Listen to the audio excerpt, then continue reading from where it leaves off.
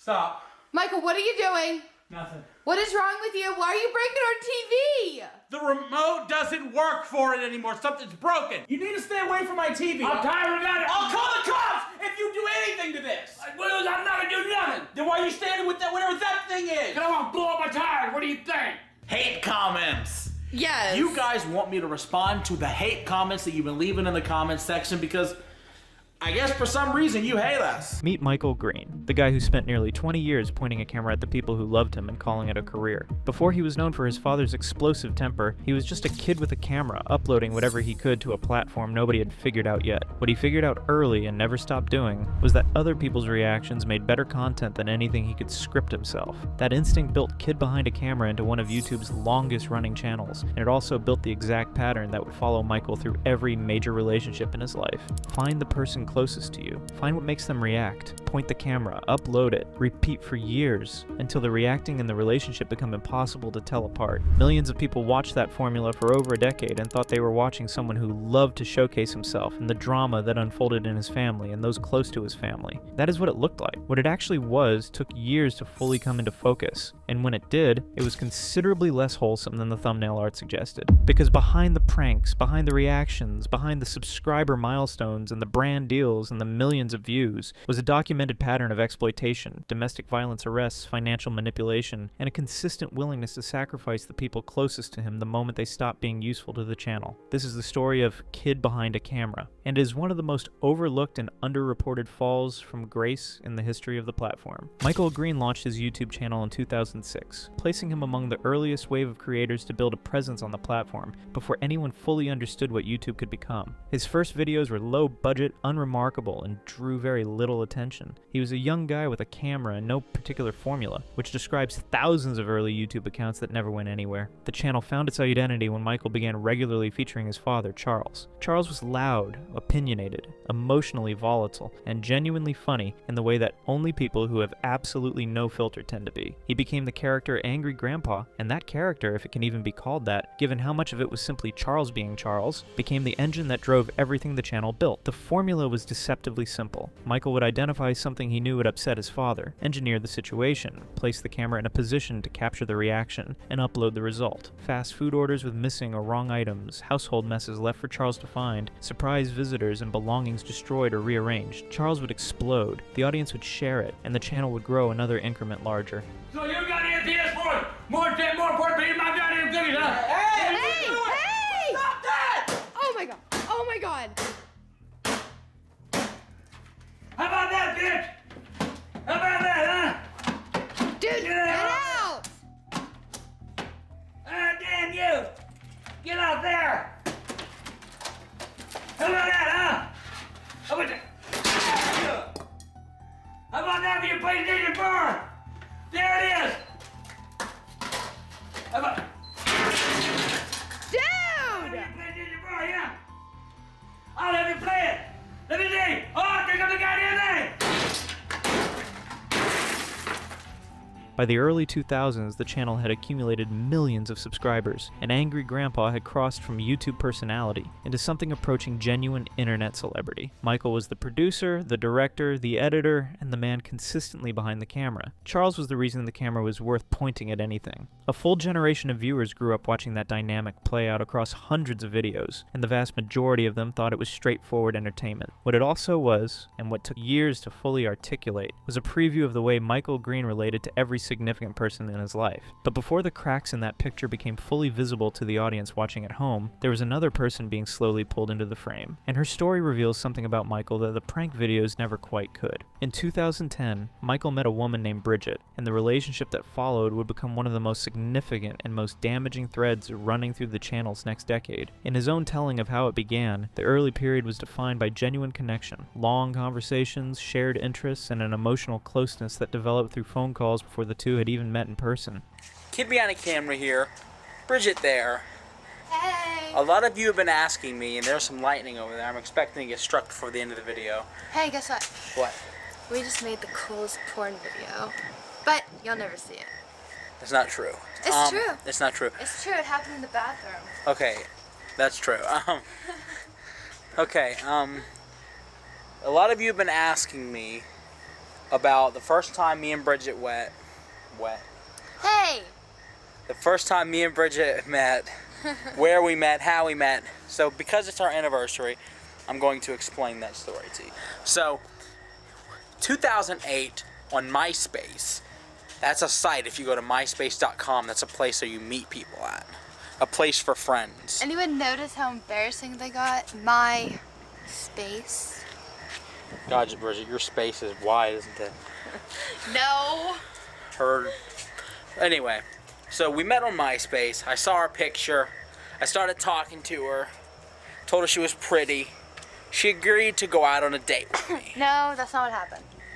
You posted a bulletin about Blink-182, and I replied to it for some... Bridget eventually relocated to be with Michael and became a consistent presence in the content. To the audience, she appeared to be the stable counterpart to the surrounding chaos, the person who kept things functioning while Michael filmed and Charles exploded. She was likable, she was relatable, and she contributed to what the channel became in ways that went well beyond simply appearing on camera. She was involved in logistics and content decisions and in the day-to-day management of a channel that was pulling in significant viewership and the revenue that came with it. Behind every well-run channel operation is usually someone doing work the subscriber count never reflects. In a Kid Behind a Camera's case, that person was Bridget. In January 2025, the channel entered a bizarre new era of marital instability. Michael published a video announcing a sudden trial separation from Bridget, explicitly begging his audience to believe him while aggressively maintaining that the title was not clickbait. For a viewer base that had been conditioned by years of extreme exaggeration, the announcement was met with immediate, widespread skepticism. People simply could not tell if this was a real, life-altering crisis or just another stunt designed to get views. The confusion then only deepened in follow-up uploads. Despite claims of an ongoing divorce process and separate living arrangements, the couple continued to film multiple lengthy vlogs together. They would sit down for casual dinners, shop for furniture, and trade light-hearted banter regarding the logistics of their split. This behavior made absolutely no sense to the people watching at home. This constant use of emotional tragedy and standard transactional vlogging created a massive narrative crisis. Even they acknowledged on camera that their own family and fan base no longer trusted them, highlighting the permanent damage done to their credibility. Bridget openly admitted that they had created this problem themselves because of their history of making every personal event into a major spectacle. The constant need to turn private pain into public entertainment, even their most honest confessions were now viewed with heavy doubt.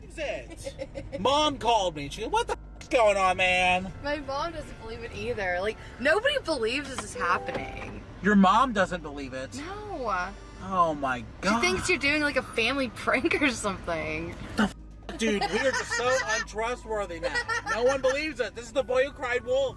The prank format that defined the channel's peak years was not simply a creative choice that happened to work, it was a system, and Charles was the rawest material that the system ran on. Michael's role in that system was to identify what would provoke his father most effectively, construct the situation, position the camera, and capture the result. Over time, the situations escalated in intensity, and the line between what Charles had agreed to and what was simply being done to him became increasingly difficult to locate. Charles pushed back on this repeatedly and on camera, which is itself a significant detail. He said across multiple videos and streams that certain moments he had not wanted filmed had been filmed anyway, that some of what went online was not something he had consented to sharing with an audience of millions. In one exchange that made it into published content, Charles described the experience of looking at the camera during a difficult moment and knowing that whatever happened next was going online regardless of how he felt about it. That is not a description of someone who is enthusiastically signed off on being filmed. That is a description of someone who has accepted that the camera is a permanent fixture and that his son is not going to put it down. What made this dynamic harder to dismiss outright was that Charles was not a purely unwilling participant. He loved his son, he enjoyed the attention and connection the channel brought him, and he found genuine pleasure in the audience's response to his personality. But those facts do not change what the dynamic looked like from outside, which was a son who had identified that his father's emotional volatility was monetizable and had built an entire career around accessing it on a production schedule. Get out! You gotta go, dude. You Yeah. should go. How about that, huh? Hey, might wanna play a game?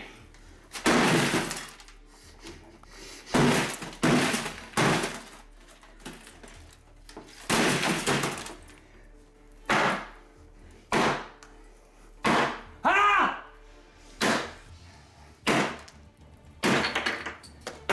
Yeah! There's your goddamn table!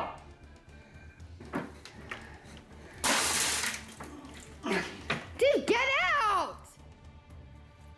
People who knew the family described a version of Charles that rarely appeared in the content, a more thoughtful man who expressed privately that he sometimes felt the channel had taken something from him that he could not fully articulate, someone who understood that the angry grandpa character had become larger than the person playing it, and was not always comfortable with the distance between the two. The exploitation criticism also extended to how the channel handled content that any reasonable person would have recognized as too private to post. Videos in which Charles was visibly distressed, beyond anything theatrical, in which his reactions were not performances, but actual expressions of pain or grief, went online because the channel had normalized the idea that everything was content. That normalization did not happen by accident. It was the product of years of gradually moving the line until Charles himself could no longer clearly identify where it was. The most serious and the most underreported dimension of the Kid Behind a Camera story is not about pranks or content strategy or financial arrangements. It is about what happened when the camera was off, and the people in Michael's life needed help that had nothing to do with YouTube. Michael Green has been arrested on domestic violence-related charges. These are not rumors circulating in comment sections or allegations that require careful reading between the lines. They are matters of public record, supported by arrest documentation, 911 call audio, and the first-hand accounts of the people directly involved in the incidents. A 911 call placed by his wife became public record, and the audio of that call is as direct and as unambiguous as it is difficult to listen to. She is heard describing a domestic incident, requesting police assistance, and expressing genuine fear in real time. There is no interpretation required to understand what the call documents. It is a person in a frightening situation asking for help. Where are you at right now?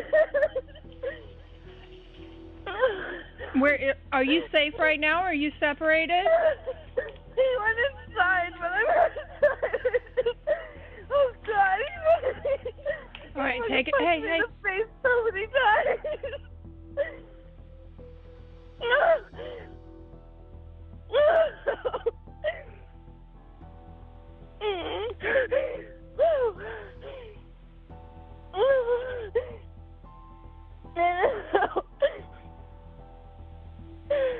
Hello?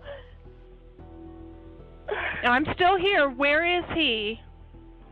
He's inside right now. Okay. It's a call. Okay. No, I want you to stay separated. Does he have any weapons? No. Okay. Has anybody been drinking? Yeah, we both are. Okay. Do you need EMS? Oh, God. I don't know. Probably not. I don't know. When he hit me, I saw white, so whatever that means. You saw lights when he hit you? Yes. Did you pass out? Right now. Please hurry. Please. They're hurry. on the way. They're already on the way. Okay. Yeah. What's your name? Britta. What's your name? Please hurry. He's coming. Okay. I'm staying on the phone with you, okay? What's your name, hon? I'm running on my goddamn road right now because I don't trust him. You're running? Yes, I'm literally on my road right now because I don't trust him. All right. Is he actively chasing you? Woo! He's calling my name. No! I got the cops on you! Leave me alone! Go! The arrest audio that followed added further documentation of what had occurred, with responding officers recording the situation at the scene, in terms consistent with the call that brought them there. What the audio captures is not ambiguous, and it was not easy for even sympathetic ears to explain away once it became widely circulated. What made this especially significant in the context of the full Kid Behind a Camera story was the response from the channel's audience when the information became public. A portion of the fan base chose to disbelieve the documentation. Others found framings that positioned Michael as a victim of circumstances or of a mutually difficult relationship. The 911 call audio and the arrest records were treated by segments of the audience as things requiring explanation, rather than things requiring accountability. That response is not unique to this situation. It is a pattern that appears consistently when creators with large and emotionally invested audiences face serious allegations. The size and loyalty of the fan base function as a structural buffer between the creator and the consequences of documented behavior. And in Michael's case, that buffer was substantial enough to absorb information that would have ended a career with a smaller or less attached audience. The people who raised the arrest publicly, who shared the audio, who insisted the documentation be taken seriously rather than explained away, were treated by portions of the fan base as attackers, rather than as people pointing at a factual public record. That treatment extended the amount of time it took for the broader conversation about Michael's behavior to develop into something that could not be dismissed. The arrests did not exist in a vacuum. They were part of a wider behavioral record that connected to everything Bridget had described, to what others would later describe, and to the way Michael had consistently handled the people around him throughout his time on the platform. The domestic violence record was the most serious entry in that record, but it was not the only one. In his famous interview with Boogie2988, Michael refuted claims of being abusive to either Bridget or the kids in his care. He proceeded to talk about growing up around abuse, which he said left him with anxiety and trouble controlling his temper as an adult. He also said his father had raised him to believe a man never puts his hands on a woman, but he admitted that when arguments got bad, he would walk away to another room, and Bridget would follow him instead of letting the fight end. Me that a man who puts his hands on a woman isn't a man at all. Amen. And I believe that. I would never lay a hand on Bridget. I have a thing, and Bridget's problem when we're arguing is she don't want to let it go. She wants to keep doing this when I'm ready to walk away. I'm like, you know what? I'm going to go to the room. I'm going to listen to music. She follows me into the room, you know?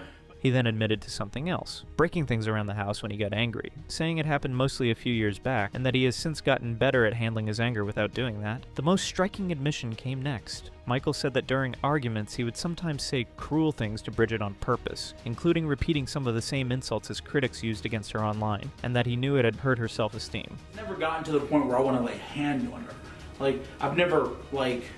I've broken stuff. Definitely. It's like if I'm pissed, I'll break something, and that's not okay. You know what I mean? Of course, yeah. But a lot of that was probably 2013, 2014, and I've gotten a lot better at coping with that, but I would never lay a hand on Bridget. I would never. He said he has since apologized and stopped doing it, but he also connected the behavior directly back to his own childhood, saying he grew up in a house where his father was verbally abusive toward his mother, and that some part of him had once seen that as normal. In the interview, Michael was also confronted about something smaller but telling, whether he picked fights with Bridget just to get a reaction on camera. He did not fully deny it, saying that when things were slow, he sometimes enjoyed teasing her more than he should, until she got genuinely upset, and the joke stopped being a joke. He admitted that he was the one who created that pattern in the first place, meaning he would push Bridget until she reacted, and then act frustrated with her reaction, even though he had caused it. Michael also did not deny using clickbait. He said he needed misleading titles just to keep his videos performing on YouTube, and pointed to one video he had uploaded with an honest, non-misleading title as proof. It got a fraction of his normal views. When I went to New York City, I was like, you know what? I'm gonna not clickbait this blog and see how it performs. And I called it Tourist Crap and Bomb-Ass Chinese Food. And it, to this day, is the least performing video I've ever uploaded. Like, I woke up, this is how bad it was, okay? Usually when I upload a video, I'll wake up and it's at like 180,000. I woke up and this one was at 22. He connected this directly to money, saying he has a large extended family relying on him financially, and that clickbait, however dishonest it looked, was something he felt he had to keep doing to keep supporting them. I can't stop. I can't not clickbait. You know, I come to Colorado, I can't call the video traveling to Colorado. Nobody's gonna watch it. And as much as I would rather do something like that, I've also got a family to take care of. I've got I don't got grandkids, grandpa, my nephews I take care of. My entire family rely on me and I take care of them. And sometimes to do that, I gotta clickbait. And like, if that's something that you can't support, I understand, you know? Like I've always said, thank you for the support to this point, and if you're hopping off at this point, then I'm gonna miss you and I'm sorry to see you go. But this is something that I've gotta continue doing. When it comes to the race. When pushed on whether his sister's real, painful accident was made into exploitative content, Michael did not fully deny it either, admitting the incident was real, but that the channel may have played it up afterwards for views. Like burning up in the garbage fire. That was like a real thing. That's 100% real. She had to get skin grafts. She had to get like, and then did we play it up a little bit afterwards? I'm like, hey, but like, Jenny, are you cool with us like exploiting this? Because like, this is crazy. Right. Yeah, I'm like, hey, Jenny, hobble to the kitchen. You know what I mean? Not every hard moment in the KidBehindACamera story came from a big scandal. Some of it came from smaller videos that got treated like normal entertainment, even when the words being read out loud were genuinely cruel. In one video, Michael sat down to read hate comments out loud for the camera, turning insults about his weight and hygiene into a bit, joking about instead of talking about how it actually felt. Yes. You guys want me to respond to the hate comments that you've been leaving in the comments section because I guess for some reason you hate us. Yes, like a lot of hate. A lot of people hate us, actually. Yeah, like hundreds and maybe thousands. And seriously, you know, I'm used to it, because, look, growing up, I got made fun of for being fat. Partway through, the video shifted from Michael reading comments about himself to Michael reading comments about Bridget instead, including cruel remarks about her body, her hygiene, and even her ability to have children one day. He kept the same joking tone the whole time, treating it like part of the show, rather than something that needed to stop. This guy has the worst hygiene of anyone on the internet. Plaque, gum disease, dandruff, filthy fingernails, body odor. Okay, you don't know what I smell like, okay? I'm not... Redo this where I'm not angry about it. Never showers or changes clothes, shits himself on a regular basis, talks with a mouthful of food, etc.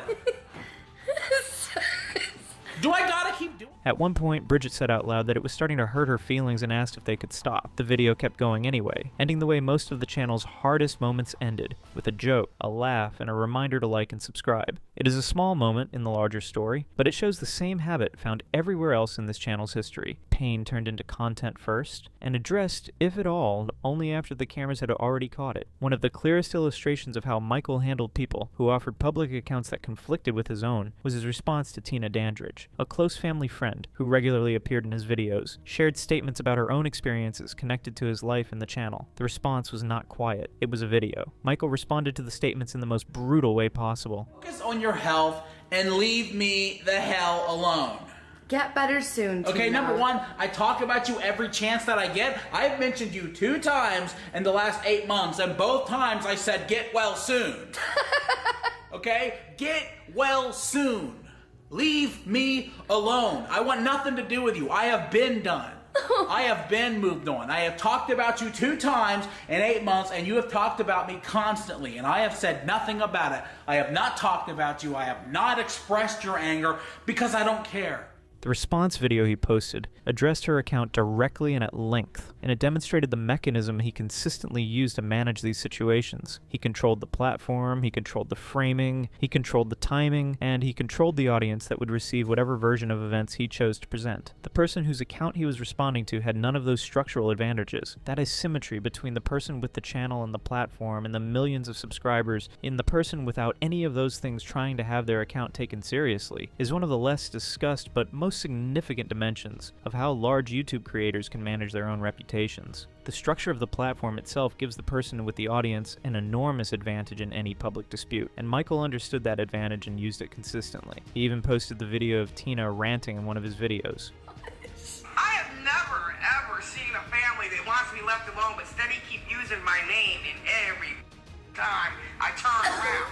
You think you have the right to pay this fat son of a my family, and then you have the right to put me in your videos and make money off of me? What? Get the out of here, you fat bastard. What is worth noting about the response to Tina specifically is not just that he made a video, it is that the video worked, at least with a portion of the audience already disposed to believe him. Comments split, the story cycled through the usual phases of online outrage and counter-outrage, and then the conversation moved on. That cycle, playing out the same way each time a new account emerged, began to look less like a series of separate controversies and more like a single recurring mechanism. By the time Michael sat down to record what he called his final word on Tina Dandridge, the video had already become a genre unto itself, the extended screenshot by screenshot rebuttal designed to discredit a specific person in front of an audience of millions. He opened by laying out a list of claims he said Tina had made, and then reversed, walking through text exchanges meant to show that money had changed hands despite her denials, and that a friendship had existed despite her insistence otherwise. What made the video notable wasn't just its length, but its escalation. Michael moved from financial disputes into accusations involving prescription pills allegedly requested for Charles, and then into a threat he said existed involving an intimate photo of his father, framing his own preemptive disclosure as protective rather than retaliatory. He extended that same logic to a private photo of his brother that had reportedly already circulated once, using both incidents to argue that Tina represented an ongoing threat serious enough to justify hiring armed security and installing cameras at the house. Father, a 66-year-old man, for the day that she leaks out a picture of his penis. Just like the picture of my brother's penis got leaked. I gotta prepare my dad for that day. So you guys, I want to shut the door on this right now because it's going from a YouTube thing to a real life thing because it's starting to get scary. I showed you guys the audio clips where she admitted to egging our house, where she said she'll kill us She's going to blow our house up. She's going to terrorize us. He thereafter appealed to the audience to stop forwarding Tina's content to him, stop asking him to respond, and simply take his account as settled. In the famous interview with Boogie, one detail which rarely showed up in his YouTube channel's videos was brought to light. During the interview, Michael said his father, Charles, once had full legal custody of 5 grandchildren, a job Michael said Charles kept until the day he died. When asked if that famous temper was ever aimed at the kids, Michael pointed to one video clip he had already shared, tied to a different family argument, and said it was the only clip like that he had ever posted. And in that video, I showed a clip of Dad at one of Jacob's graduation ceremonies. He was graduating the 1st grade. Yeah. And Jacob's walking across the stage. I'm teary-eyed thinking about it. He's walking across the stage and he's like, "All right, Jacob." What they didn't know is Dad went to every PTA meeting. Dad went to every award ceremony, every event at the school, every parent-teacher meeting, every call he showed up to. Those grandkids were his life. And do you think there's a chance people weren't calling DSS on us? He then said the Department of Social Services had called the house many, many times over the years, so often that it felt less like a one-time check and more like a regular routine. In his view, all those calls were just a side effect of the Charles's angry grandpa persona. He said the fact that the kids were never taken away proved nothing serious was ever found. Michael ended the topic by saying he later passed custody to a family member, but kept the legal right to take it back. That means he is still, today, the one with the final say over kids he was once being investigated for. The interview also went back to old videos that did not age well, skits about race and sexuality that later got called out as proof of a racist household. Michael said one famous clip came from a real friend and neighbor who agreed to act in it, and that other people re-uploaded it later without saying it was a scripted joke, not a real rant. Another clip, showing a young relative and a joke about a toy kitchen set, was blamed on the channel's earliest days, when they posted constantly, and did not think much about how a joke might look years later. And ask for your green card, that'd be kind of funny. And he was like, "Yeah, that's great, Grandpa, let's do it." So we did the video, and we uploaded it as a sketch, and people re-uploaded it as a racist old man driving through a trailer park harassing Mexican immigrants. Wow. You know. What about, like, there's one video where he's one of the kids is playing with like an oven, and he called the kid gay. Like, was that is that how he acted in real life, or is this he's hamming up for the video? Those were the early YouTube. To push back on the idea that his dad was racist, Michael told a story about Charles being kicked out of his own mother's house as a young man for giving black civil rights marchers a ride in his car. He also said Charles cried in private off camera when he heard the verdict in the Trayvon Martin case. Michael used this to argue that his dad's real feelings about race were nothing like what showed up in the old skits. About me, I don't care. You know, you can accuse me of anything. I'm defensive over Dad because I know how good of a person he was. And that's his legacy, you know? Exactly. And then they're trying to change his legacy. You know, here's a story I don't know if we've ever told. Dad was the bus driver for a church in West Ashley. And he goes to pick up the kids for Sunday school. And there was this little black girl. She wanted to get on the bus. And Dad wasn't going to tell her no. "Come on in, honey." Right on the bus. And he took her to church. And they fired him. You're kidding. He was no longer the bus driver. What year was that? I never asked. I've heard the story a couple of times. But they kicked him out of the church. They ostracized the entire family. You're kidding. And they told the little girl she had to go home. I mean, I'm not surprised. I grew up close This to where is a you were. I've heard church. this stuff all the time. You know, And- I got tortured for dating a woman of color in my teens, so I get it. He added one more story about Charles driving a church bus and letting a black child get on, even though some people did not want him to. Michael said this got the whole family kicked out of the church. Put together, this response follows the same pattern seen everywhere else in the story. Instead of directly answering for old content that had already been filmed, posted, and watched by millions, Michael offered heartfelt stories about his dad instead. Bridget and Tina were not the only people whose public accounts of their experiences with Michael raised serious concerns. A video where he addressed the truth about his sister Jennifer Green contributed another documented data point to what was by that point a recognizable pattern across multiple people and multiple years. The story that came out about Jennifer sounded a lot like what others had already said before her. She had little say over how her own story got told. The situation was handled in a way that helped the channel and made Michael look better. And when he finally responded to the harm caused, it came late, and it was told mostly from his side, not hers. This showed clearly when he talked about his sister, saying they were not close and had not spoken in a long time. This enabled him to keep some distance between himself and her situation, and tell it his own way instead of hers. You know, how many times do I gotta tell you today, I didn't write her. I did not write Jennifer. You clearly wrote her. Why do you think that? Why do you think I wrote her? She's been writing me. Saying what? That you guys are friends again, that we should all hang out again. When can she come over? What? Yeah. She wrote, wait a minute. Yeah. But I haven't spoken to her, Bridget. Not at all. Not a word. I swear to God, I have not spoken a single word to... What the accounts of Bridget, Tina, and Jennifer show, when looked at together, is not a series of unrelated difficult situations involving different people at different times. It is a consistent pattern across multiple relationships, across multiple years, with each person describing recognizable versions of the same dynamic. Control over narrative, public exposure of private matters, financial arrangements that did not reflect actual contributions, responses to their accounts that centered on his perspective and minimized theirs. The consistency of that pattern across independent accounts is the detail that matters most when evaluating any single one of them. Individual accounts can be attributed to personal grievance or score settling. Multiple consistent independent accounts describing the same dynamic over time from people who did not coordinate with each other are considerably harder to explain away. I mean that. I would never make her do that. F that. I'm not gonna cry for this stink bait.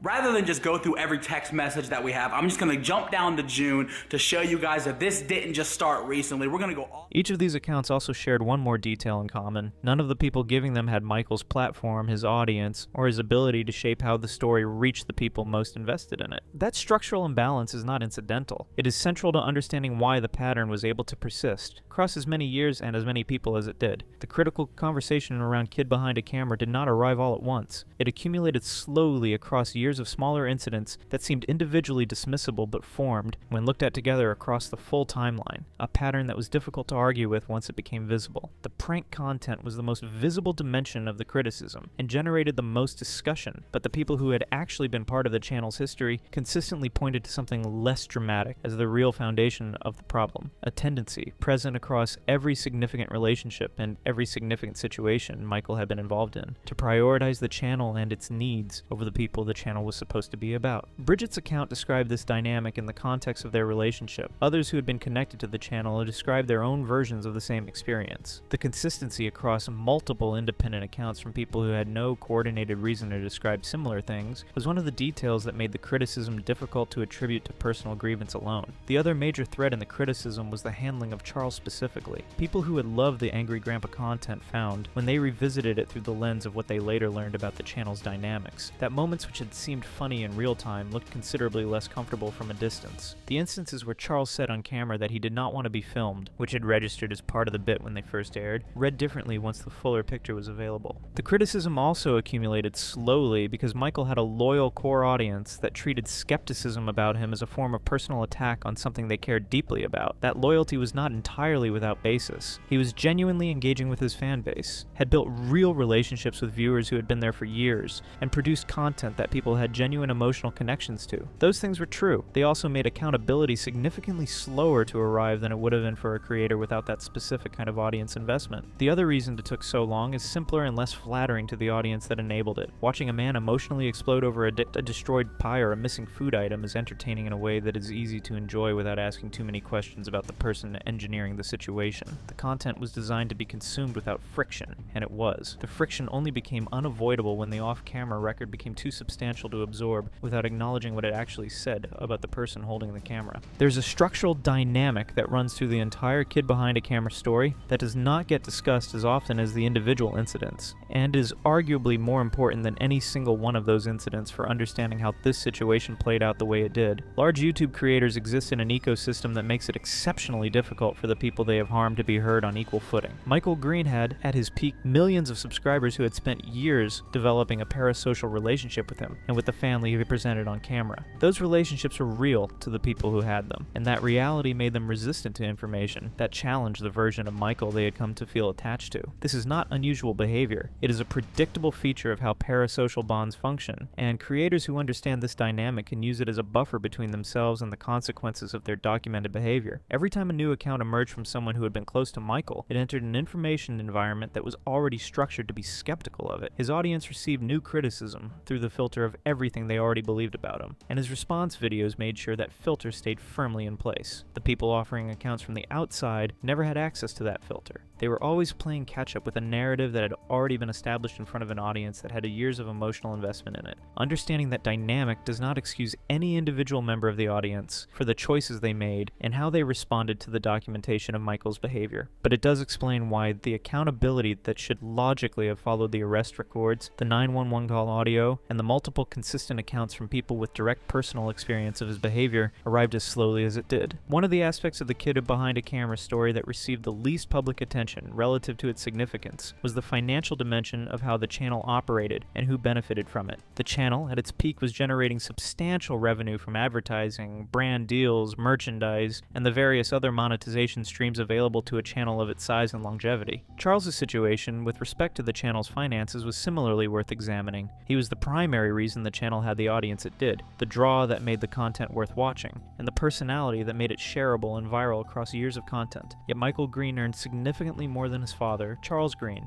Angry Grandpa. Michael owned and managed the YouTube channel, primarily The Angry Grandpa Show, and later Kid Behind a Camera, handling all the filming, editing, and channel monetization. While Charles was the face and star of the content, Michael retained the majority of the channel's ad revenue, merchandise sales, and business dealings. When the people who are most responsible for a channel's success are also the people who receive the least equitable share of its returns, what is being described is not a content operation. It is a system in which one person benefits disproportionately from the labor, the personality, and, in Charles's case, the genuine emotional and physical cost borne by the people around him. Kid Behind a Camera continues to post content on YouTube. The channel retains an audience that is considerably smaller than during the Angry Grandpa peak years, but large enough to remain commercially active, and he has adapted the content format to work around the absence at the center of what made it successful in the first place. He has addressed regrets in more recent content, spoken about his relationship with his father, and discussed some of the events that became public record in ways that suggest some degree of reflection on what the full timeline looks like. Whether that reflection represents genuine personal change, or a new content format built around the performance of accountability, is a question that the history of this channel makes genuinely difficult to answer with confidence. The arrest record is still public, the 911 call audio is still accessible, the accounts from Bridget, from Tina, from Jennifer, and from others connected to the channel's history remain available for anyone who wants to look for them. The channel keeps posting, the audience keeps watching, and the distance between those two facts and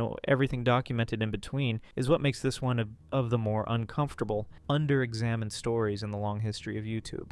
Michael Green spent nearly 2 decades pointing a camera at the people around him and calling it content. He pointed it at his father during moments of genuine pain and called it entertainment. He pointed it at his relationships as they broke down and called it transparency. He pointed it at every person who trusted him with something real and called it family content. And when those people eventually described what the experience had actually been like, he pointed the camera at their accounts and called it a response video. What the full documented record shows is a creator who built a career on his father's emotional volatility, who continued filming long after Charles had made clear he was not always comfortable with it, who has a domestic violence arrest record supported by 911 publicly available call audio, who managed multiple significant relationships in ways that left those people with lasting grievances and limited ability to address them on equal footing, and who has responded to accountability in the same way every time. Control the framing, center his own perspective, and keep the camera rolling. Charles Green was the reason any of this worked. He was loud and funny and genuinely compelling on screen, and he loved his son in a way that came through even in the most chaotic and uncomfortable videos. The channel was built on that love. It was also built on a willingness to treat that love as a resource to be accessed on a production schedule, regardless of what it cost the man who was giving it. Charles gave the channel everything it had. What he got back was considerably more complicated.